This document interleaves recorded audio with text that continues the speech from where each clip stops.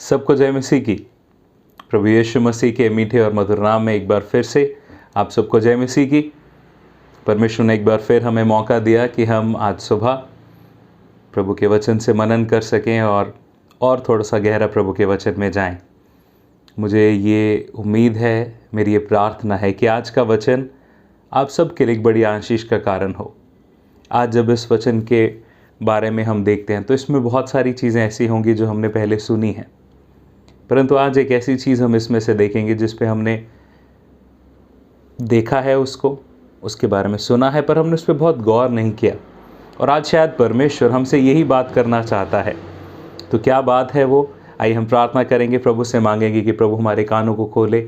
जो प्रभु कहना चाहता है वो हम सुनने के लिए तैयार हों, और प्रभु की बात को सुन के जो वो हमारी ज़िंदगी में करना चाहता है वो हम अपनी ज़िंदगी में करने पाएँ। आइए हम प्रार्थना करें। हमारे ज़िंदा सामर्थी परमेश्वर, धन्यवाद करते हैं प्रभु आपके प्यार के लिए। धन्यवाद करते हैं आज की सुंदर सुबह के लिए। धन्यवाद करते हैं कि आप हमसे प्यार करते हैं और आप प्रभु हर दिन अपने वचन से हमें सिखा रहे हैं, समझा रहे हैं।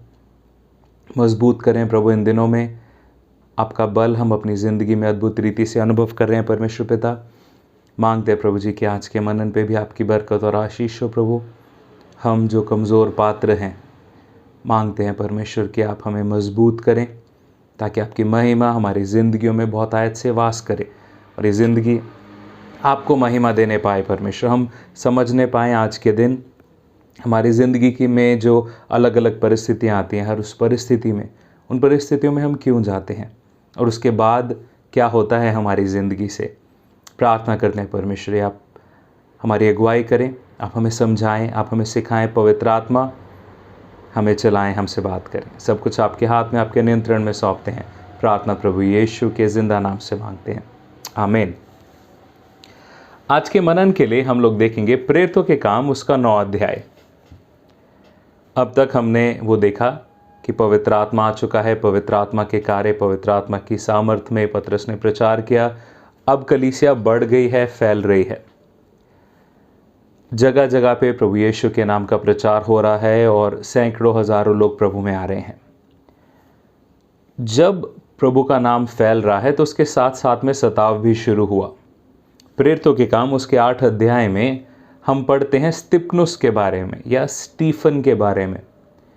मसीह विश्वास में, प्रभु में विश्वास करने वाला जो पहला शहीद है वो स्तिफनुस है। स्तिफनुस वो पहला व्यक्ति था जिसको प्रभु यीशु मसीह के नाम के लिए, यीशु मसीह के नाम पर विश्वास करने के लिए मारा गया। और जब लोग उसको मार रहे थे तो वो व्यक्ति जिसने ऑर्डर दिया था वो हत्या करने का, उसके बारे में है ये 9वां अध्याय। जो व्यक्ति अधिकारी था उन सब लोगों के ऊपर उस समय में जब स्तिफनुस की हत्या की जा रही है, उस व्यक्ति का नाम था शाऊल। अब शाऊल, आप कम लोग शायद जानते होंगे शाऊल के बारे में, पर पौलुस प्रेरित के बारे में हम सब ने सुना है। तो आज हम ये देखेंगे कि शाऊल पौलुस कैसे बना और क्या कारण था, क्या एक बहुत ज़रूरी चीज़ थी। यदि वो ना होती तो शाऊल पौलुस नहीं बन सकता था। आज हम उसी के बारे में बात करेंगे।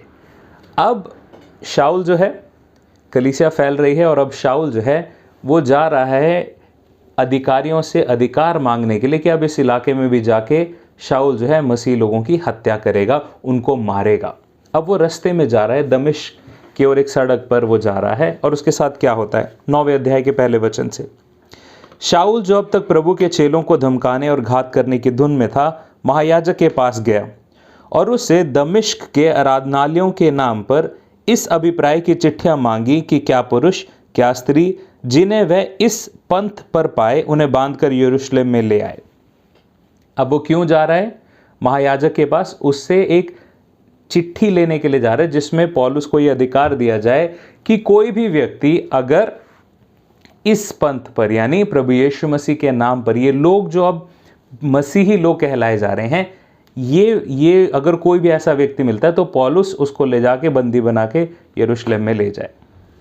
ये काम करने के लिए, ये अनुमति, ये चिट्ठी लेने के लिए, अधिकार लेने के लिए पौलुस जा रहा है।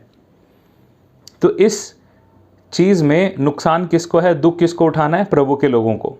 और ये प्रभु के लोगों का दुश्मन है, तो परमेश्वर को क्या करना चाहिए? इसको घात कर देना चाहिए रास्ते में। और परमेश्वर पहुंच जाता है। फिर जब परमेश्वर पहुंचता है तो क्या होता है? परंतु चलते चलते जब वह दमिश्क के निकट पहुंचा तो एकाएक आकाश से उसके चारों ओर ज्योति चमकी और वो भूमि पर गिर पड़ा और यह शब्द सुना, हे शाऊल, हे शाऊल, तो मुझे क्यों सताता है? उसने पूछा, हे प्रभु, तू कौन है? उसको आवाज आई, मैं यीशु हूं जिसे तू सताता है। परंतु अब उठकर नगर में जाओ और जो तुझे करना है वह तुझसे कहा जाएगा। जो मनुष्य उसके साथ थे वे अवाक रह गए, क्योंकि शब्द तो सुनते थे परंतु किसी को देखते ना थे। तब शाऊल भूमि पर से उठा, परंतु जब आंखें खोली तो उसे कुछ दिखाई ना दिया, और वे उसके हाथ पकड़कर दमिश्क में ले गए। वो 3 दिन तक देख ना सका और ना खाया पिया। परमेश्वर ने प्रभु पौलुस को मिला।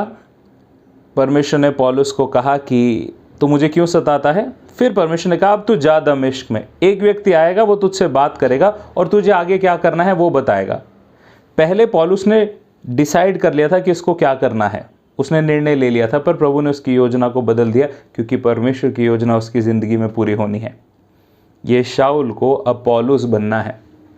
और प्रभु ने कहा, एक व्यक्ति तुझसे मिलेगा और तुझे बताएगा कि क्या करना है। आज हम उसी एक व्यक्ति के बारे में बात करेंगे। दमिश्क में हनन्याह नामक एक चेला था। उससे प्रभु ने दर्शन में कहा, हे हनन्याह। उसने कहा, हाँ प्रभु। तब प्रभु ने उससे कहा, उठकर उस गली में जा जो सीधी कहलाती है, और यहूदा के घर में शाऊल नामक एक तरसुस वासी को पूछ, क्योंकि देख वो प्रार्थना कर रहा है। और उसने हनन्याह नामक एक पुरुष को भीतर आते और अपने ऊपर हाथ रखते देखा है, ताकि फिर से दृष्टि पाए। अब हम लोग बड़े सोचते हैं, कह रहे कितनी अच्छी बात है, हनन्याह को दर्शन मिला है, प्रभु ने बताया है कि ये बड़ा कार्य करना है। पर हनन्याह को ये बिल्कुल भी अच्छा दर्शन नहीं लग रहा है। देखिए, जो लिखे हुए शब्द हैं उसमें हम भावनाओं को नहीं समझ सकते कि किस रीति से कहा गया है ना। अब सुनिए हनन्याह क्या कह रहे हैं। हनन्याह ने उत्तर दिया, हे प्रभु, मैंने इस मनुष्य के विषय में बहुतों से सुना है, और इसने यरूशलेम में तेरे पवित्र लोगों के साथ बड़ी बड़ी बुराइयां की हैं।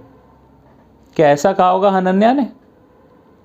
जब प्रभु उसको दर्शन देके कह रहा है कि अच्छा, प्रभु ने उसको नहीं बताया कि शाऊल के साथ अब सब कुछ बदलने वाला है और अब ये शाऊल पौलुस बन के कहां कहां पर जाकर प्रचार करेगा। कुछ नहीं, प्रभु ने कहा वहां पर, और प्रभु ने, ध्यान से सुने, प्रभु ने कहा क्या कि तू वहां पर जा, क्योंकि शाऊल ने ना एक अपने उसमें दर्शन में देखा है। उसने क्या देखा है कि हनन्याह नामक एक व्यक्ति भीतर आया है और उसके ऊपर हाथ रख दिया ताकि फिर वो दृष्टि पाए।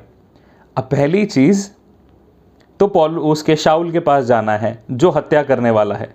अभी अभी स्तिफनुस की हत्या करके आया और दमिश्क के महायाजक से अधिकार लेने के लिए। शाऊल बड़ा फेमस व्यक्ति था। अब प्रभु हनन्याह को कह रहे कि तू उसके पास जा, और सिर्फ जा मत, उसको जाके उसके लिए प्रार्थना कर और फिर वो देख पाएगा। तो अभी ये शाऊल पहले तो मसीह लोगों को वैसे ही सताता है, अब वो ना सिर्फ सताता है, अब वो अंधा भी है। 3 दिन से अंधा है, ना देखा है, ना खाया है, ना पिया है। अब हनन्याह सोच रहा है कि मैं इस शाऊल के पास जाऊंगा तो ये मेरा क्या करेगा। हनन्याह प्रभु से कह रहा है, प्रभु इसके बारे में किसने नहीं सुना? हमारे यहाँ पे तो इसी की बातें हो रही हैं कि वो पौलुस आएगा और वो शाऊल आएगा और शाऊल हत्याएं करेगा, और वो यहाँ पर भी आ रहा है और यहाँ पर ये सब करने वाला है, बड़ी समस्या होने वाली है। और प्रभु वो शाऊल के पास, प्रभु ने जवाब दिया 15वें वचन में। प्रभु ने कहा, तू चला जा, क्योंकि वो तो अन्य जातियों और राजाओं और इस्राएलियों के सामने मेरा नाम प्रकट करने के लिए मेरा चुना हुआ पात्र है, और मैं उसे बताऊंगा कि मेरे नाम के लिए उसे कैसा कैसा दुख उठाना पड़ेगा। तब हनन्याह उठकर उसके घर गया और उस पर अपना हाथ रखकर कहा, हे भाई शाऊल, प्रभु अर्थात यीशु जो तुझे रास्ते में जिससे तू आया है दिखाई दिया, उसी ने मुझे भेजा है कि तू फिर दृष्टि पाए और पवित्र आत्मा से परिपूर्ण हो। और तुरंत उसकी आंखों से छिलके से गिरे और वह देखने लगा और उठकर बपतिस्मा लिया, फिर भोजन करके बल पाया। यहाँ पर दो एक बातें हनन्याह के बारे में करनी ज़रूरी हैं। हनन्याह ने सबसे पहली चीज़ प्रभु की आज्ञा को जैसा प्रभु ने कहा वैसा ही पूरा किया। जहां प्रभु ने जाने को कहा वो वहां गया।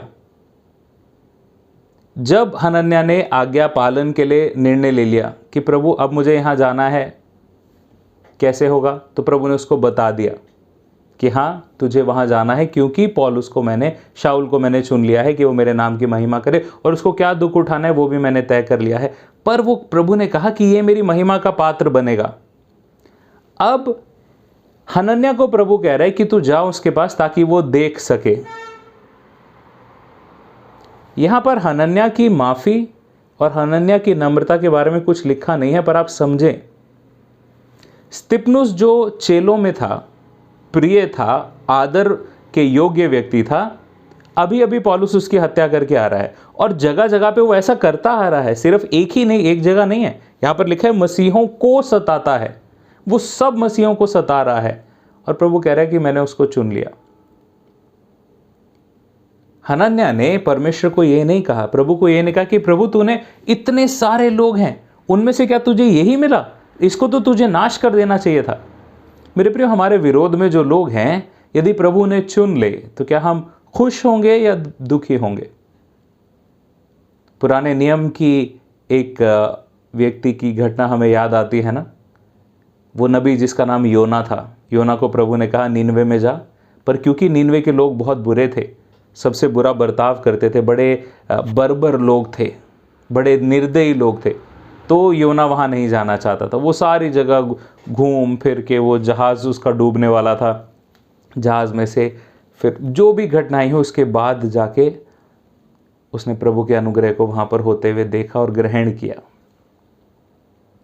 यहाँ पर एक और व्यक्ति है, ये प्रभु को कह सकता था नहीं प्रभु ऐसा नहीं, ये व्यक्ति ऐसा है, ये व्यक्ति तो ऐसा हो जाएगा, ये तो वैसा हो जाएगा। उसने कुछ नहीं, क्योंकि उसके लिए, हनन्याह के लिए उसके प्रभु ने उसको कहा है ना, तो उसको विश्वास है कि प्रभु ने कहा है तो ये कितनी भी मुश्किल परिस्थिति क्यों ना लगे, ये सब होगा। और ये दर्शन देखा है उसने, प्रभु से दर्शन पाके वो चल पड़ा, जो प्रभु ने उसको कहा वो करने के लिए वो निकल पड़ा।